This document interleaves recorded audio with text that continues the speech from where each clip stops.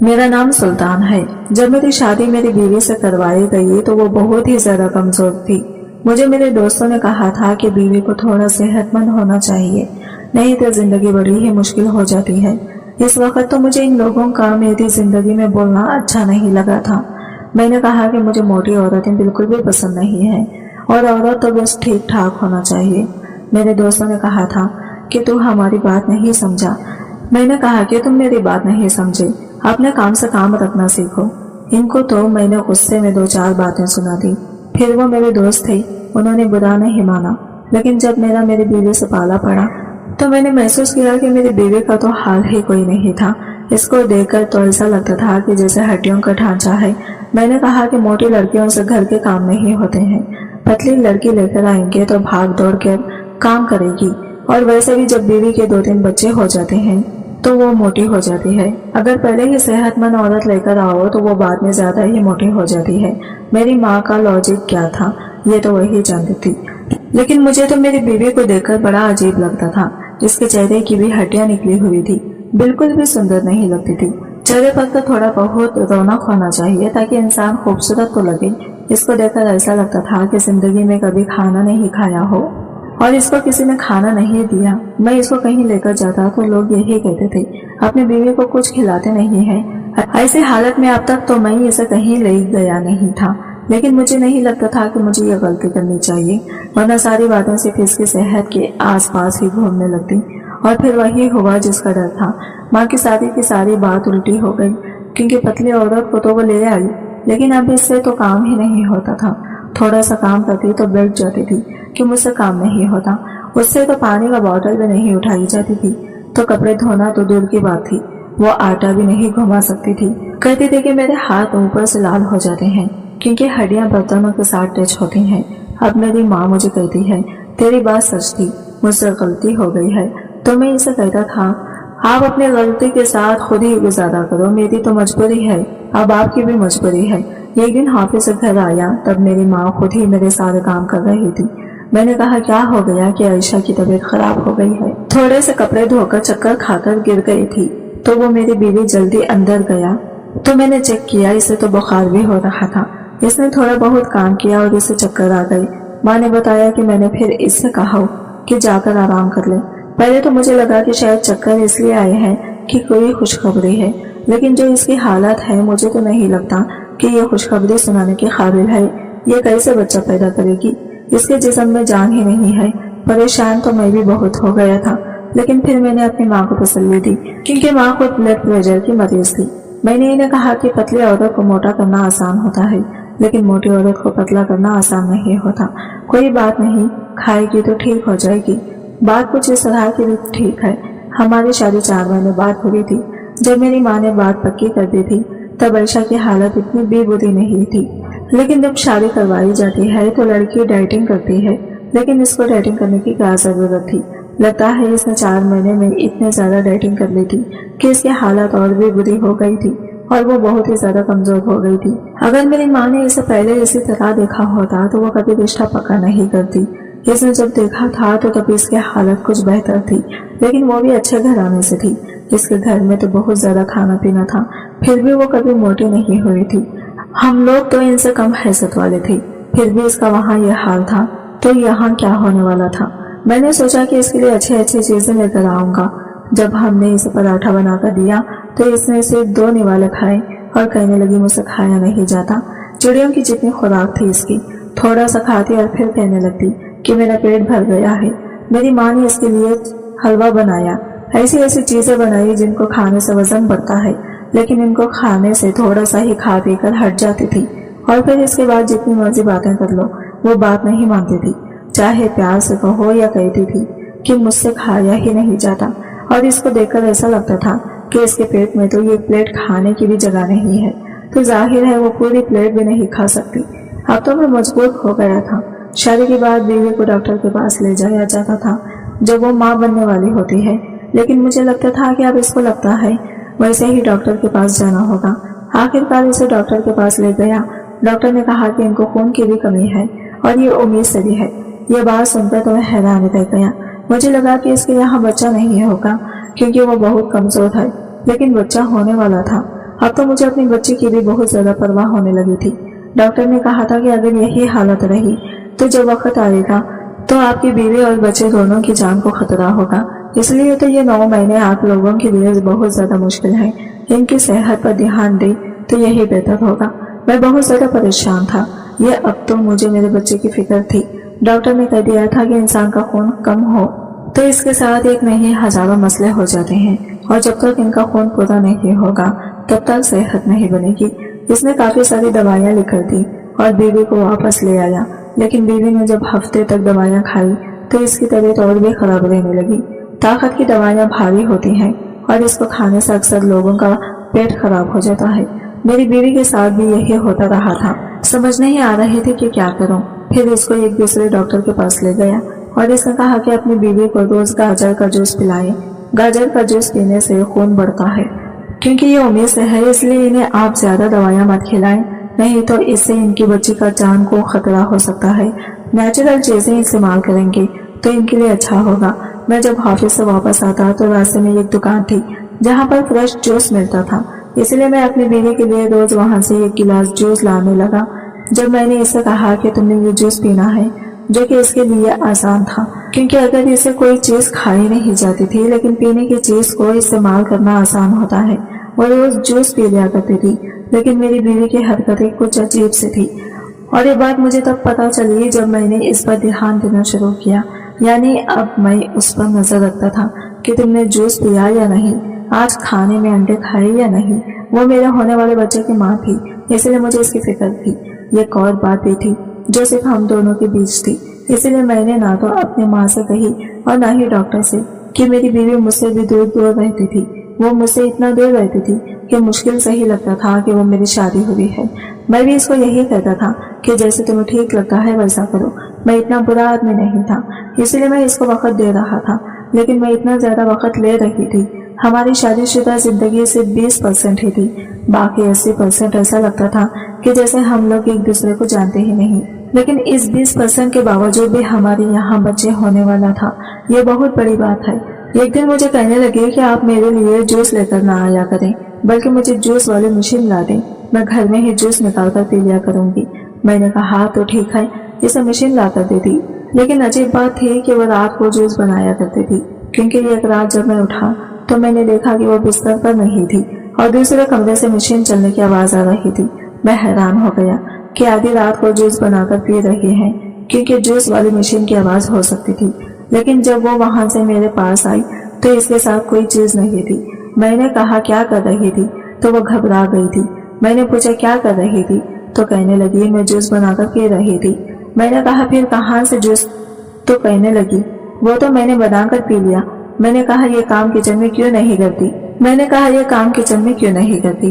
तो इसने कहा किचन का बिजली वाला बोर्ड खराब है, इसलिए कमरे में बना रही थी। लेकिन वो ऐसे लग रही थी जैसे मशीन से नहीं, हाथों से कूट कूट कर जूस निकाला था, और वो पूरी रात नहीं सोती थी। मैं जब भी इसकी तरफ देखता वो हिल रही होती थी, इसका मतलब जाग रही होती थी।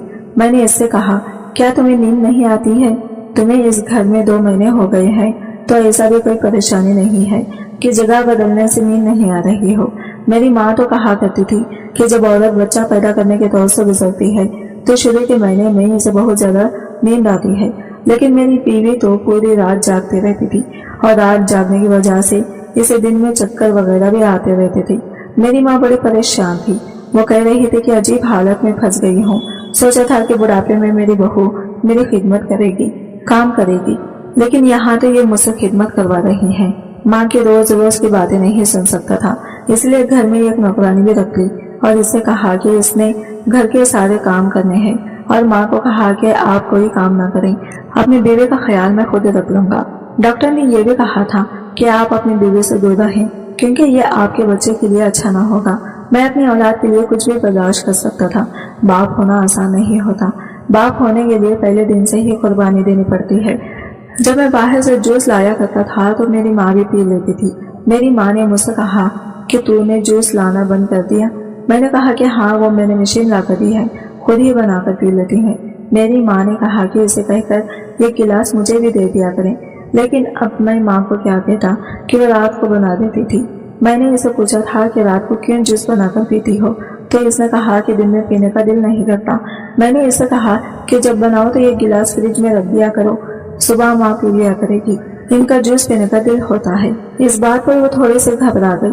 میں نے کہا کہ کیا بات ہے، کیا تم سستی دکھا رہے ہو؟ اس لیے میں کہہ رہا تھا کہ باہر سے بنا بنایا لے آؤں گا، جب انسان خود بنانے لگتا ہے تو سست ہو جاتا ہے۔ اس نے کہا کہ ایسا کچھ نہیں ہوگا، مجھے بھی اپنے بچے کی فکر ہے، میں چاہتی ہوں کہ میرا بچہ خیر سے اس دنیا میں آئے اور میں اسے خیال رکھنے کے لیے صحت مند رہوں۔ بیوی کی بات ٹھیک تھی، خالص اور فریش چیز سے اچھی چیز اور کیا ہو سکتی تھی۔ میں نے کہا کہ ٹھیک ہے، اور روز تمہارے لیے 1 کلو پھل لایا کروں گا۔ میں روز اپنی بیوی کو 1 کلو پھل لا کر دے دیتا تھا اور خود ہی جوس نکال کر پی لیتی تھی۔ روز مجھے پھلوں کی چھلکے نظر آ جاتے تھی، اس کا مطلب وہ بات مان لیتی تھی۔ ظاہر ہے اسے بھی تو اپنے بچے کی پرواہ تھی، لیکن مجھے اپنی بیوی کے بارے میں ایک دوست سے یہ بات پتہ چلی کہ میں نے زندگی میں جس لڑکی سے شادی کی ہے وہ تو بیچارے بڑے دکھی لوگ ہیں۔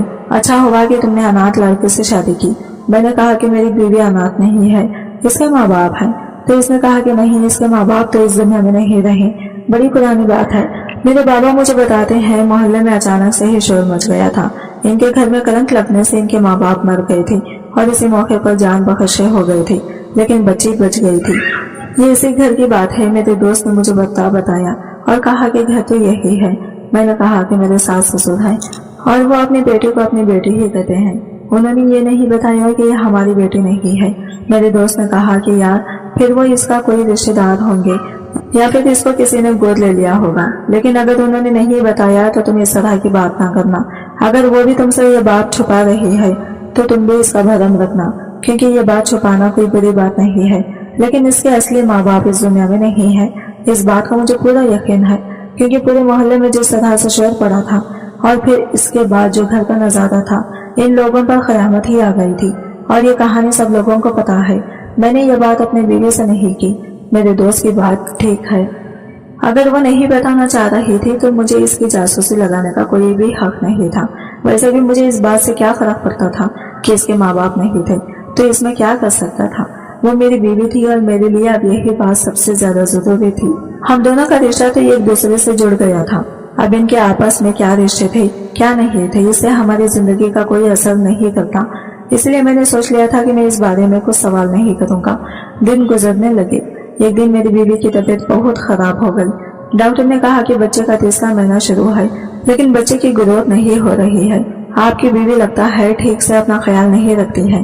میں نے کہا کہ میں سارا کچھ ٹھیک سے لا کے دیتا ہوں، کھانا بھی کھاتی ہے، روز جوس بھی پیتی ہے، گھر کے کام کرنے کا بھی کوئی پریشانی نہیں ہے، پر ڈاکٹر نے کہا کہ بچے کی گروتھ بہت سستی سے جا رہی ہے، اسی طرح تو یہ بچہ بڑا نہیں ہوگا اور ہمیں کوئی بری خبر سننی پڑے گی۔ میں بڑا پریشان ہو گیا کہ میں کیا کروں۔ میری بیوی کا پیٹ بھی نہیں بڑھ رہا تھا، اس حوالے سے اس کا پیٹ بہت ہی چھوٹا تھا۔ 3 مہینے کے حوالے سے تو اس کو دیکھ کر ایسا لگتا تھا کہ وہ ماں بننے والی نہیں ہے۔ ڈاکٹر کا بھی کہنا تھا کہ 3 مہینے میں تو باقاعدہ پیٹ نکل آتا ہے، اور جو لوگ پتلے ہوتے ہیں ان کا تو پیٹ زیادہ نظر آتا ہے، لیکن آپ کی بیوی کو دیکھ کر ایسا لگتا ہی نہیں ہے کہ یہ پریگننٹ ہے۔ ڈاکٹر نے کہا تھا کہ آپ کے بچے کی جان پر اتنا بڑا خطرہ منڈرا رہا ہے، آپ لوگوں کو اس معاملے کو سیریس لینا ہوگا۔ میرا ایک دوست تھا جس کے یہاں بچے ہونے والے تھے، وہ بہت خوش تھا، لیکن اسے تقریباً 8 مہینے کے بعد پتا چلا کہ اس کا بچہ ٹھیک نہیں ہے، اور ڈاکٹر نے اس کی بیوی کی جان بچانے کے لیے بچے کی جان قربان کر دی۔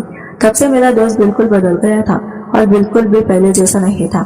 میں اس کو دیکھتا تھا تو مجھے بہت دکھ ہوتا تھا۔ میں اس زندگی میں ہی گزارنا چاہتا تھا، مجھے میری اولاد صحیح سلامت چاہیے تھی۔ بیوی نے کہا تھا کہ میں گھر میں ہی جوس بنا لیا کروں گی، تب سے وہ رات کے وقت جوس بنایا کرتی تھی اور کہتی تھی کہ رات کے وقت جوس پینے سے ساری رات میں شریر کو اس کی پوری طاقت مل جائے گی۔ لیکن جب وہ کچن میں جاتی تو 2 گھنٹے وہی لگاتی تھی، اور جب 2 گھنٹے بعد واپس آتی تو اس کے ہاتھ میں جوس کا گلاس ہوتا تھا۔ جوس تو میرے سامنے بیٹھ کر ہی پیتی تھی، لیکن 2 گھنٹے میں بس صرف 1 گلاس جوس بنایا کرتی تھی۔ اس بات کی مجھے سمجھ نہیں آ رہی تھی۔ پھر ایک دن کچھ ایسا ہوا کہ مجھے اپنے گھر میں سے ایک ڈبہ ملا جس پر باہر کے دیش کی بھاشا لکھی ہوئی تھی، کیونکہ انگریزی بالکل بھی نہیں تھی۔ مجھے سمجھ نہیں آ رہی تھی، شاید فرینچ لکھی ہوئی تھی۔ میں نے پوچھا کہ یہ کس چیز کا ڈبہ ہے؟ وہ ڈبہ خالی تھا اور اس میں پاؤڈر جیسے کوئی دوا لگی ہوئی تھی۔ میں اس ڈاکٹر کے پاس لے گیا تو ڈاکٹر نے کہا کہ یہ وزن کم کرنے کا سپلیمنٹ ہے، وہ باہر کے دیش سے منگوایا جاتا ہے۔ इसमें वजन बहुत जल्दी कम होता है, लेकिन इसके साइड इफेक्ट्स भी होते हैं। मैं हैरान रह गया, ये मेरे घर में कैसे आ गया। ये कोई ऐसी दवा नहीं थी जो बाजार से आसानी से मिल जाती, ये तो बाहर से मंगवाई जाती थी। लेकिन इसका यहाँ पर क्या काम था? हमारे घर में ऐसा कौन था जिसे वजन कम करने का शौक था? मेरी अम्मी तो कभी भी इस बारे में कोई बात भी नहीं सोचती थी, जबकि इसका वजन ज्यादा था। मेरा वजन भी ठीक था और मैंने खुद अगर ये दवा लेनी होती तो मुझे याद होता और मेरी बीवी को क्या वजन कम करना था। पहले हम इसी वजह से परेशान थे कि इसका वजन नहीं बढ़ता था। फिर ये डिब्बा कहाँ से आया, मुझे समझ में नहीं आ रहा था कि क्या हो रहा है। ये सब कुछ मैंने अपनी बीवी से पूछ लिया तो इसने कहा कि ये डिब्बा तो साथ वालों के घर से लाई हूँ, बाहर के देश का दवा का डिब्बा है, कितना प्यारा है। वो लोग दवाइयों के भी इतने प्यारे डिब्बे बनाते हैं, इसलिए मैं उठा कर ले आई। मैंने सोचा इसको साफ करके इसमें कोई दाल वगैरह डाल लूंगी। मैंने अपना सर पकड़ लिया। मैंने कहा कि मुझे तो बता देती, मैं तो पता नहीं क्या क्या सोच रहा था। मैंने इसको डिब्बा वापस कर दिया और इस बात का पता लगवाया कि मेरी बीवी बिल्कुल पागल है। मेरी बीवी कितनी खुश थी इस डब्बे को पाकर। मेरी बीवी बेचारी बड़ी मासूम थी, बस अल्लाह इसकी और इसके बच्चे की जिंदगी करे, क्योंकि बच्चा पैदा करना कोई आसान काम नहीं होता और मेरी बीवी के साथ काफी समस्या आ रही थी। एक दिन मेरी बीवी फिर से जूस बनाने लगी और इसमें काफी देर लगा दी। आज मुझे इससे कोई बात करनी थी और वही नहीं आ रही थी। जब मैं इसके पीछे गया तो मैंने ये देखकर हैरान रह गया कि इसने किचन के दरवाजे को अंदर से लॉक रखा था। मैंने दरवाजे पर दस्तक दी तो इसने 5 मिनट बाद दरवाजा खोला और कहा कि जूस बना रही थी। मैंने कहा कि दरवाजा बंद करने की क्या जरूरत थी, तो इसने कहा कि मैंने दरवाजा बंद किया कि आवाज बाहर ना आए, क्योंकि जब जूस बनाते हैं तो जूस वाले मशीन में से बहुत शोर की आवाज आती है। ये शोर की आवाज सुनकर माँ जाग जाती। बात तो इसकी ठीक थी। मैंने कहा कि ठीक है, दरवाजा बंद किया करो, पर लॉक करने की जरूरत नहीं है। कहीं अंदर से दरवाजा लॉक हो गया तो फिर क्या करोगी? तबीयत भी तुम्हारी ठीक नहीं रहती, अचानक तुम्हें चक्कर आ जाते हैं। मैं इसको वापस अपने कमरे में ले आया। डॉक्टर ने फिर से बुरी खबर सुनाई। इसने कहा कि आपके बच्चे की हालत बिल्कुल भी ठीक नहीं है और आपकी बीवी का पेट बढ़ नहीं रहा है। हैरान रह गया कि मैं क्या करूं। अपनी तरफ से तो सब कुछ कर दिया था। डॉक्टर दीन तो काफी अजीब बातें कर रही थी जिनकी मुझे समझ नहीं आ रही थी। वो तो इस तरह से बात कर रही थी जिससे मेरी बीवी पूरा दिन काम कर रही होती है और हम इसे खाने को कुछ नहीं देते, और मुझ पर शक भी कर रही थी कि शायद हम इस पर जुल्म करते हैं और ये बेचारी कुछ बता नहीं रही है। इसने अकेले में भी मेरी बीवी से कुछ बातें इस तरह से की, पूछे कि आजकल इस तरह भी होता है। लेकिन एक बात इसने बड़ी अजीब से कही। इसने मेरी बीवी से कहा कि डाइट कपड़े तो नहीं पहनती हैं, कहीं आप अपने पेट के बल तो नहीं सोती हैं, क्योंकि आपका पेट काफी दबा हुआ सा लग रहा है। मैं ये सुनकर बड़ा हैरान हुआ।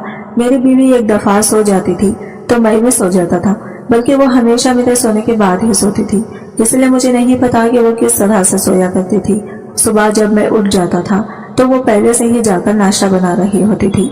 एक दिन मैंने सोचा कि मैं अपनी बीवी पर रात में नजर रखूंगा। मैंने आधी रात का अलार्म लगा दिया, लेकिन फोन को अपने कान के बिल्कुल करीब रखा था कि सिर्फ मुझे ही अलार्म सुनाई दे। और फिर आधी रात को मैंने अपनी बीवी को देखा तो मैं हैरान रह गया।